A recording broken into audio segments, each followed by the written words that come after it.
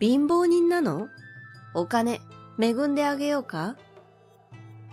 同窓会で急に俺に向けられた嫌な言葉。俺はその声の方を見る。そこにいたのは久保田加穂。俺の天敵だった。俺は土木作業員をしている。中学校を卒業してすぐ就職したのだ。高校へ行きたくなかったわけじゃない。俺はお金が欲しかった。勉強は後でもできる。そして母さんを少しでも楽にしたかったのだ。俺の家は片親だ。親父は少し前に他界してしまった。正直言ってあの親父のことはあんまり認めたくない。俺にもあの親父の血が流れていると思うと怯えた気持ちになってしまう。親父は多分病気だったのだと思う。考えを言葉にするのがとても下手ですぐに手が出る人だった。筋が通らないことですぐに逆上するし、言い返すとすぐに拳が飛んできた。いろんなことを世の中と俺たちと母さんのせいにして、最後は交通事故であっけなく旅立った。俺はその時まだ中学1年生だったけれど、親父の訃報を聞いて何かから解放された気持ちになったのを覚えている。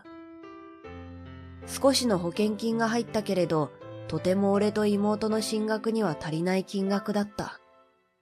俺は大して勉強ができるわけじゃなかったけれど、妹は異様に頭が良かった。とにかく勉強が楽しいみたいで、どんな教科でも流れを理解して勉強するのが得意だったから、常に学年で1位だった。小学校から頭が良くて、中学に入ってもやっぱり衰えなかったので、俺は妹に進学させてやりたかった。中学3年生の春の終わり、母さんに就職しようと思う旨を伝えると、あんただって頭いいのに、と名残惜しそうにされてしまった。でも、どちらにしたって妹ほど勉強が好きなわけでもないし、勉強は後からでもできるしな、と思っている、ということを伝えると、ありがとう、ありがとう、と泣かれてしまった。そりゃ、一人で子供を2人育てるのは絶対に金銭的にきついよな、と、その時まで一人で必死に家のことを支えてきた母の強さに改めて感動する。土木作業は結構楽しくて案外嫌いじゃなかった。もちろん夏は暑いし、冬は寒いし、外だし、大変なこともたくさんあったけれど、それでもやっぱり俺は体を動かすのが好きだったから向いていたのだと思う。体力勝負なところもあるから、いつまでも続けられる仕事ではないと分かっていたけれど、案外熱中してできた。そして今に至る。同窓会があることを知ったのは同級生に会ったからだった。スーパーで買い物をしていて、あれ？と声をかけられる。振り向くと中学校の同級生がいた。久しぶり。おう。その同級生は奥さんが出産で実家に帰ってしまったからこっちに戻ってきていたらしい。もう同級生が子供を持つ年齢なのか、となんだかショックを受けていると、同窓会あるけど来ない？と誘われた。中学の面々は案外好きだったから俺は快諾した。連絡先を改めて交換してその日は別れる。数日後、詳細を教えてもらって本当に久しぶりにあの時のメンバーに会えると思うと嬉しかった。ちょっとバカをやったり、アホなことをしたり、思い出すとあの時はそれなりに必死だったけど、やっぱり楽しい思い出が多くていい青春だったと思う。いい奴らに会えたから家のことがごたついていても、俺はそんなに気にならなかった。朝になったら学校行けるしいいや、と思えたのだから、本当に当時の友人には感謝しかない。その同窓会で言われたのが貧乏人という言葉だった。何それ。俺はさすがにムッとして言い返した。同窓会だし、場の雰囲気を壊したくはなかったけれど、言われっぱなしも嫌だったのだ。だって、土木作業なんて誰でもできるでしょ？まあ、確かにそうだけど。でもあなたは、それ以外できないでしょ？その物言いは明らかに馬鹿にしていて、俺はムカムカしてしまう。久保田は社長令嬢で、昔から俺にこうやって絡んでくるところがあって、俺は苦手だった。同窓会に来ることは聞いていたけれど、あれから15年も経っているし、少しは人間もできているかと思っていたのに、全く変わっていなかった。空気が悪くなってしまったので、俺はその場を離れようとした。すると、急に腕をつかまれる。私の彼氏に何か用？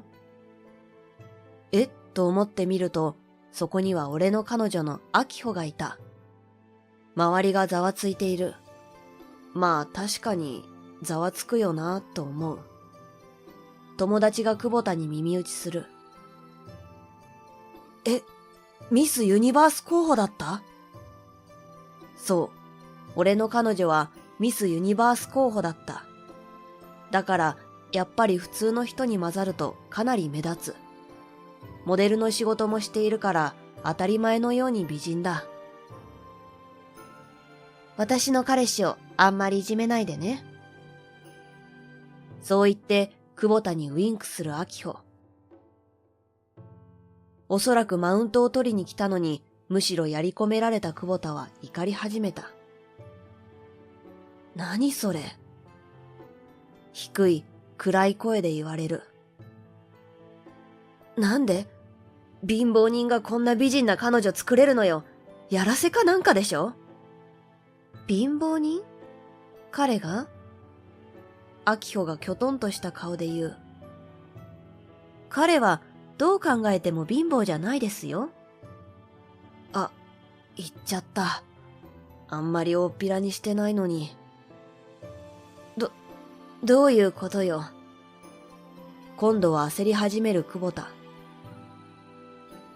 本も出してるし、メソッドも発信しているプロトレーナーの彼が貧乏なわけないでしょ？プロトレーナー？ええ。明穂は言った。そして、ね、と俺の顔を見た。さすがにごまかしようがなかった。土木作業員の仕事を始めて1年ほどで、俺はこの仕事を長く続けるのが難しいと考えるようになった。もちろん、今の体力がずっとあるんだったら問題ない。でも、40歳の作業員たちは、あちこちサポーターをしたり、痛み止めを飲んだりしていて、体に鞭打つように働いていた。何か並行して他にできることを身につけることが必要だと思った俺は筋トレを頑張ってみた。もともとガタイはいい方だったし、体を動かすのも好きだったからあんまり苦にならなかった。お金をかけずにできることなんてそれくらいしか思いつかなかったのももちろんあった。あと、作業員のみんながあちこち痛がっているのを見て、もっと筋肉をつけた方が案外痛みが軽減されると教えてあげられたのも大きかった。一緒に筋トレした作業員が本当に楽になるじゃんとか痛みが軽減したよと言ってくれるのが嬉しくて勉強するのも楽しかったのだ。俺はそれを SNS で発信していた。筋トレには効果があるとみんなに知ってほしかったのだ。するとある日出版社から連絡があった。本を出してみませんか？急に言われて驚いたけれど、俺は引き受けた。みんながもっと筋トレに興味を持ってくれたら、みんなの人生がきっと必ず素敵なものになると思えたからだ。本が売れて、俺にはトレーナーの仕事が来るようになった。その頃には大研を取得し、体育大学に通っていて、本当に体のことに対する知識がついていた。そして、スポーツジムと提携したり、サプリの開発に協力したりするようになっていた。そこへトレーニングに来たのがアキホだった。スラッとして美人でとても筋トレになんて興味のなさそうな感じなのに、彼女は努力家だった。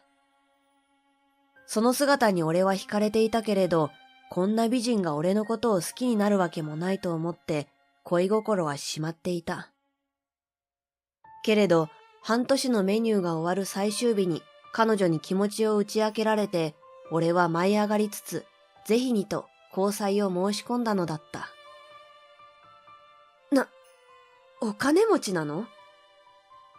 そういう久保田に、まあ困ってはいないかな、と俺は言う。土木作業はまだ続けていた。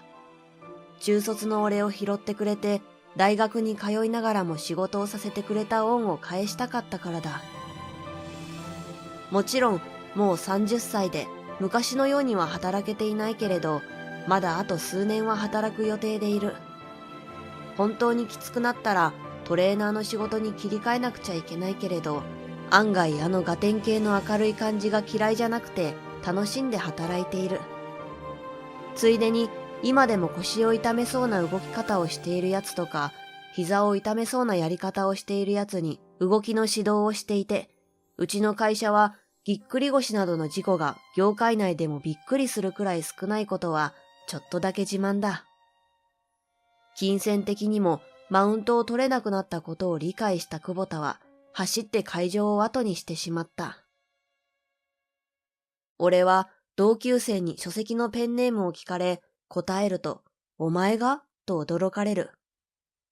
あんま言わないでね、と釘を刺したけど、まあダメ元だ。帰り道、アキホが、あの子、あなたを好きなのね、と言ったが、俺は否定も肯定もしなかった。久保田には中学生の頃告白されていたが、俺は断っていた。素直に好意を向けてくれていたのなら違ったのかもしれないけれど、俺の気を引きたかったのか何なのか、いつだって高圧的だったから好きになんてなれなかった。まさか同窓会まで引きずってくるとは思わなかった。気になる？俺が言うと、いいえ、表になりますね、とちょっと膨れっ面をされた。この恋人は本当にこういうところが可愛い。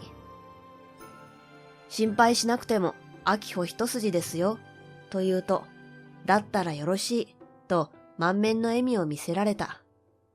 本当に可愛い。後日、駅で偶然久保田に会った。さすがに気まずそうにする久保田に、おう、とだけ言って、俺は去ろうとする。ごめん、と腕をつかまれた。駅で話し込むのもなぁと思って、少し落ち着いた喫茶店に入る。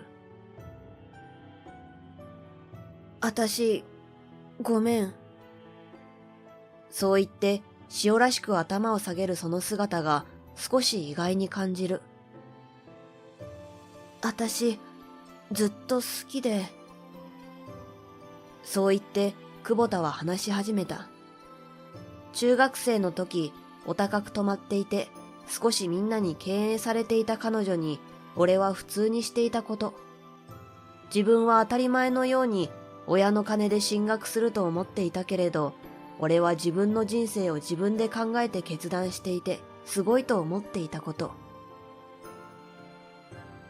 だけど、素直に表現できなかった。ごめんなさい。久保田はそう言って頭を下げた。あと、同窓会もごめんなさい。もしお金に困っているなら私が支援して仲良くなるきっかけにできるかなって思ってた。でも、そうだよね。あなたみたいな人が自分の人生を切り開けないわけがなかったよね。そう言って涙の滲んだ瞳で俺に笑いかける。今日で決着をつけるから言わせて。私、本当にずっと好きだった。どんな人に会っても忘れられなかった。だけど、今日でぱり諦めます。俺はうなずく。中学の時に言ってくれていたら、もしかしたら何か違っていたかもしれないくらいの綺麗さだった。だけど、あなたのことは忘れない。自分の人生を自分で決めることをあなたから教わったの。私、お父さんの会社を継ぐんじゃなくて、自分の会社を作ることにした。頑張ってみます。いろいろ、本当にありがとう。久保田はそう言って、伝票を持って席を後にした。俺たちはそれっきりだ。